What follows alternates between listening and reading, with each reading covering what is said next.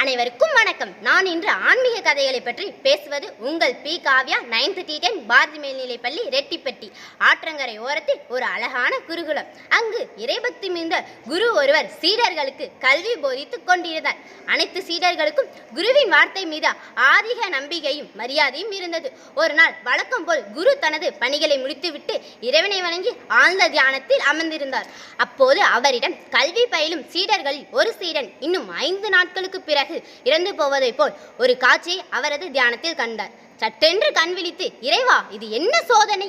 வாழ்க்கையே தொடங்காத ஒரு சின்னஞ்சிறு பிள்ளையின் விதி முடிய போகிறதா என்று வருத்தப்பட்டு தியானத்தில் இருந்து எழுந்தார். மாணவர்கள் பயிற்சி செய்யும் இடத்திற்கு உடனே சென்று தன் தியானத்தில் கண்ட சிறுவனை அழைத்தார். சிறுவன் குருவை வணங்கி, சொல்லுங்கள் குருவே, தங்களுக்கு நான் என்ன சேவை செய்ய வேண்டும் என்றான். உடனே குரு, உனக்கு நான் நம் குருகுல கல்வியில் இருந்து 5 நாட்கள் விடுமுறை அளிக்கிறேன்.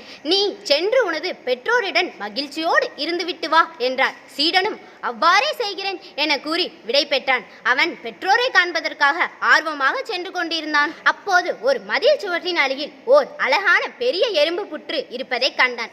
அந்த மதில் சுவற்றில் இருந்து ஒரு சிறிய ஓட்டை வழியாக நீர் வெளியேறி கொண்டிருந்தது. அடடா, இவ்வாறு தொடர்ந்து நீர் வெளியேறினால் புற்று இடிந்து விழுவதோடு உள்ளே இருக்கும் எறும்புகள் இறந்து விடுமோ என அஞ்சி தனது சட்டையை கழற்றி சுவற்றின் ஓட்டையை நீர் கசியாதவாறு அடைத்தான். நல்ல மனநிறைவோடு பெற்றோரை காண சென்றான். 5 நாட்களுக்கு விடுமுறைக்கு பிறகு மீண்டும் குருகுலம் வந்தான். விதி முடிந்து இறந்திருக்க வேண்டியவன் இங்கு எப்படி வந்தான் என்று குருவிற்கே ஒரே ஆச்சரியம். நடந்தவற்றையெல்லாம் குரு அவன் மூலம் கேட்டறிந்தார். ஆயிரக்கணக்கான உயிரினங்களை காப்பாற்றிய அவன் விதியை இறைவன் மாற்றியமைத்தார் என்பதை உணர்ந்து சீடனை கட்டியணைத்தார். நிதி, நாம் செய்கின்ற நல்ல செயல்களின் பலனை இறைவன் நமக்கு வழங்கி கொண்டே இருப்பார்.